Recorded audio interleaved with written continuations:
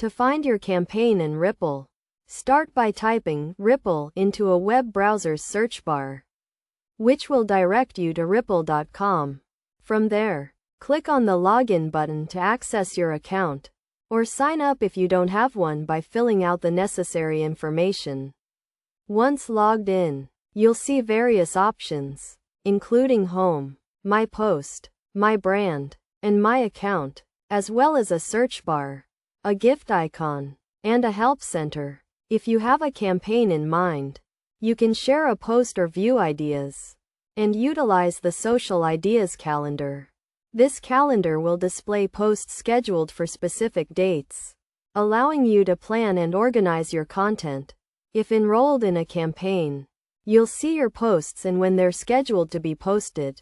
After a campaign ends, it will return to the campaign section, where you can choose to enroll again. Your campaigns can be found in this section, making it easy to manage and track your progress. By following these steps, you can effectively navigate Ripl and find your campaign.